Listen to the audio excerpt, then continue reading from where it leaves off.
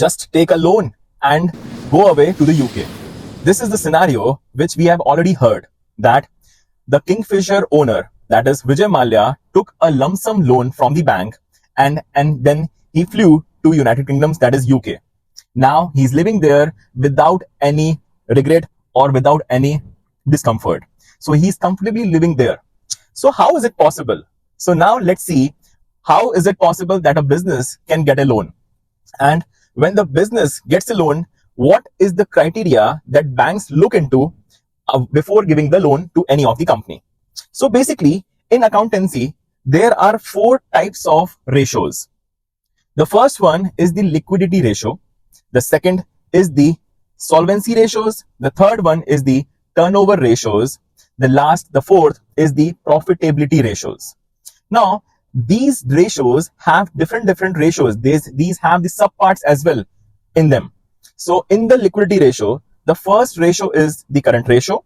The second is the liquid ratio or the quick ratio. Now let's talk about the solvency ratios. In solvency ratios, there we have the 4 main ratios. The 4 main ratios are, the first one is the debt to equity ratio.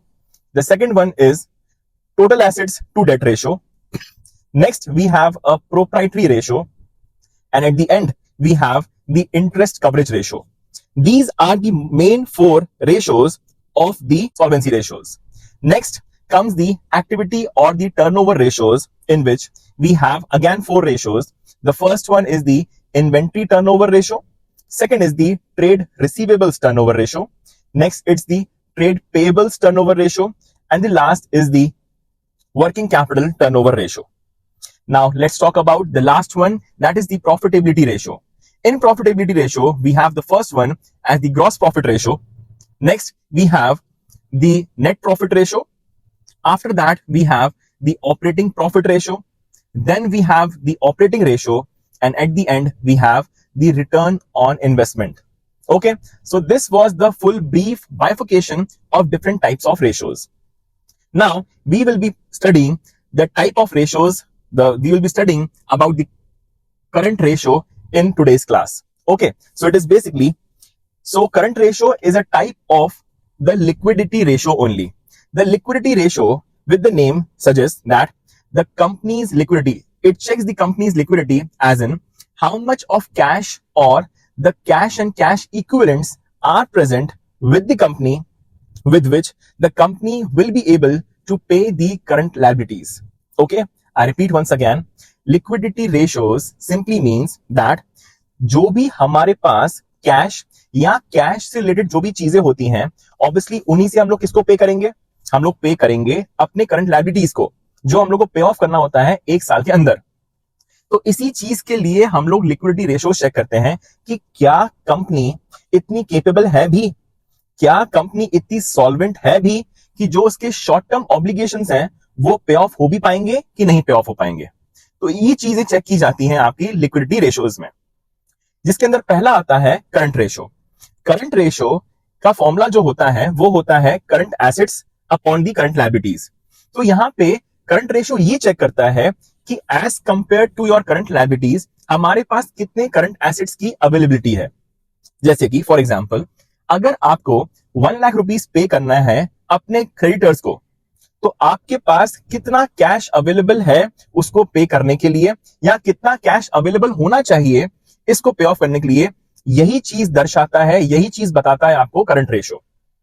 तो current ratio का formula is current assets upon current liabilities, and the ideal ratio two calculate, that is the ideal ratio for the current ratio is 2:1। तो ऐसा कहा गया है, ideally ऐसा बोला गया है कि आपका जो करंट रेशियो है वो एटलीस्ट 2 टाइम्स होना चाहिए। दैट सिंपली मींस जितनी भी आपकी करंट लायबिलिटीज हैं उसका डबल आपके पास करंट एसेट्स होना चाहिए, तब जाकर ये कंपनी आइडियल स्टेज पर आती है। अगर ज्यादा हो, अब क्वेश्चन अराइज होता है, अगर मेरे पास 3 लाख रुपए रखे हुए हैं 1 लाख की लायबिलिटी को पे करने के लिए, तो ये कैसा रेशियो है, ये सही है कि गलत है? तो यहां पर ऐसा बोला गया है 2:1 तो आइडियल है, 3:1 भी ठीक है, टॉलरेबल है। अगर मैं आपसे पूछूं कि अगर 6:1 है, तो आप लोग बोलेंगे हाँ हाँ भाई ये तो बहुत अच्छा है, पर ऐसा बिल्कुल भी नहीं है। अगर ज्यादा आपके पास करंट एसेट्स रखे हुए हैं, इसका साफ मतलब यह है कि आप उस करंट एसेट्स को यूटिलाइज ही नहीं कर पा रहे। दैट मीन्स आपके पास बेफालतू का इतना सारा कैश रखा हुआ है जो आप कहीं और इन्वेस्ट कर सकते थे, जिससे आप और भी चीजें कर सकते थे, बट आपने उसको इन्वेस्ट नहीं किया। तो ज्यादा आपके पास करंट एसेट्स होना या ज्यादा आपके पास कैश होना भी नुकसानदायक है। क्यों? इसका मतलब यह है कि आपके पास बेफालतू का कैश रखा हुआ है जो आइडियली पड़ा हुआ है बस। तो इस चीज को अवॉइड करना चाहिए। तो 2:1 के आसपास रहे वो बेस्ट है। भले ही आइडियल 2:1 ना हो, बट 2:1 के आसपास रहना चाहिए। अब क्वेश्चन ये आता है, अगर बहुत ही कम रखा हुआ है, जैसे कि 2:1 तो आइडियल है, अगर 1.5:1 है तो भी इट इज टॉलरेबल, वो भी अच्छा है। अगर आपका 0.8:1, दैट इज आपको 1 लाख की लायबिलिटी पे करनी है, उसके लिए आपके पास सिर्फ अवेलेबिलिटी ऑफ कैश इज 80,000, तो ये बहुत बड़ा नुकसान है। हो सकता है कि आप आगे चल के अमाउंट पे ना कर पाओ। तो ज्यादा कम भी नहीं होना चाहिए और ना ही ज्यादा ज्यादा होना चाहिए। ठीक है, इसको आसपास लगभग 2:1 के आसपास रहना चाहिए।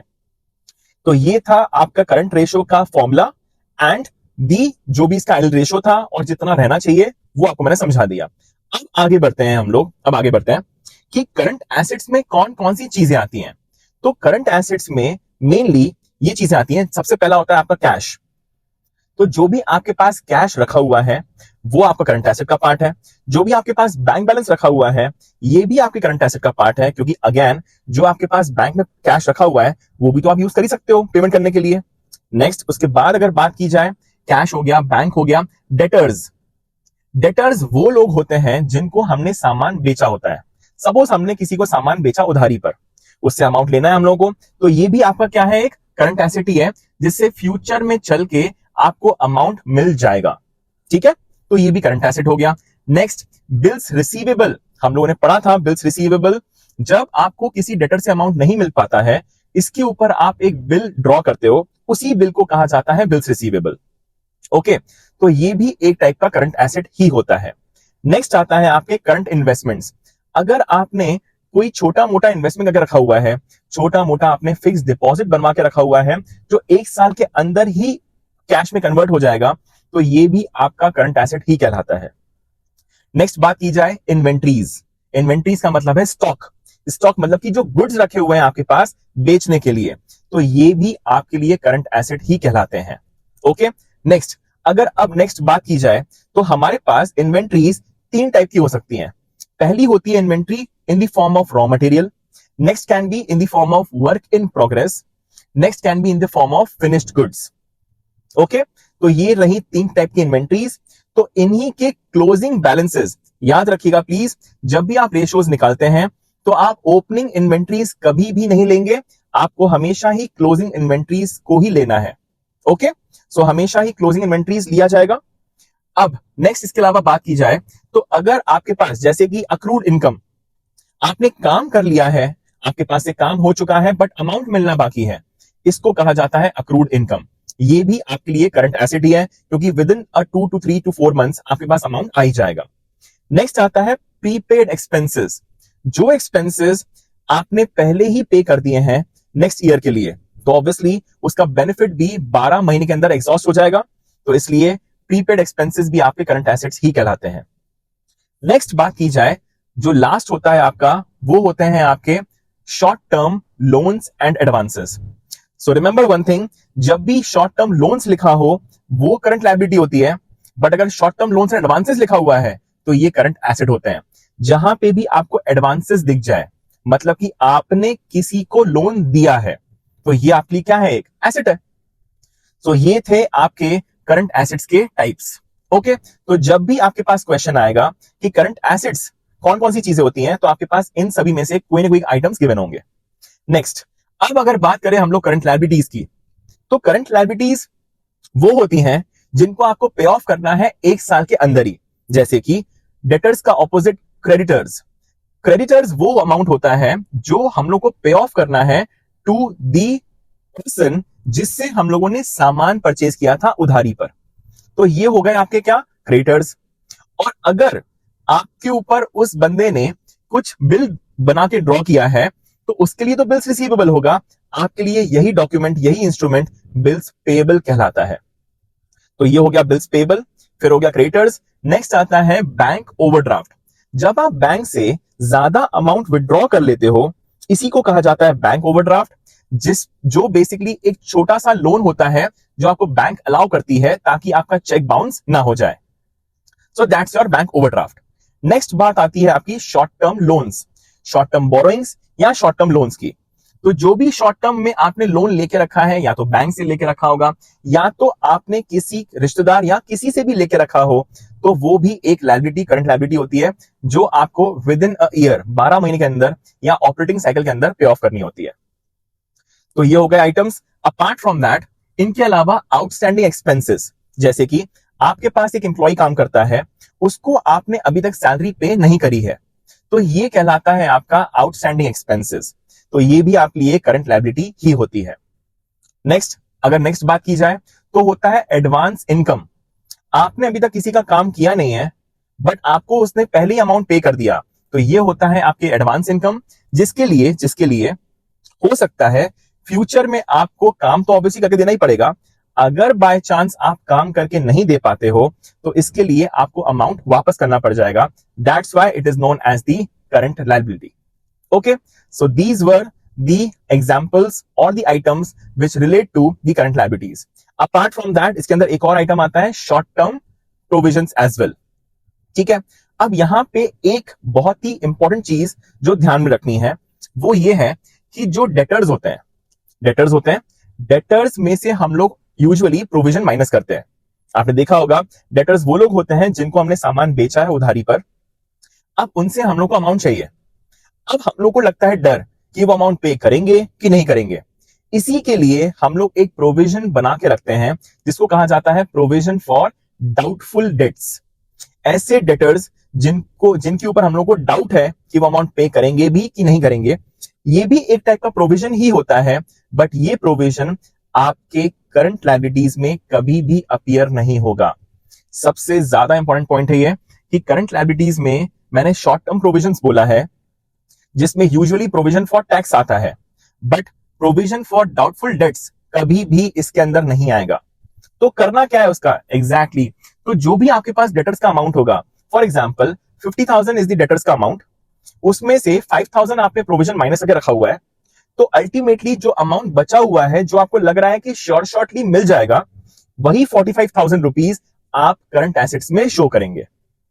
That is the net of provisions. तो डेटर्स में से प्रोविजन माइनस करने के बाद ही जो अमाउंट बचता है वही शो होता है आपके करंट एसेट्स में। तो ये हो गया एक इंपॉर्टेंट चीज। नेक्स्ट आती है एक और इंपॉर्टेंट चीज करंट एसेट्स, करंट रेशियो को रिलेटेड, दैट इज जब भी आप इन्वेंट्रीज लिखेंगे करंट एसेट्स में या स्टॉक लिखेंगे, तो उसमें से आपको लूज टूल्स माइनस करने पड़ेंगे, आपको उसमें से स्पेयर पार्ट्स और स्टोर्स वाले आइटम्स को भी माइनस करना पड़ेगा। अब क्वेश्चन आता है कि इनको माइनस करना क्यों है। एक बात बताइए, स्टॉक का मतलब क्या होता है? गुड्स जो हमने रखे हुए हैं बेचने के लिए, हाँ कि ना?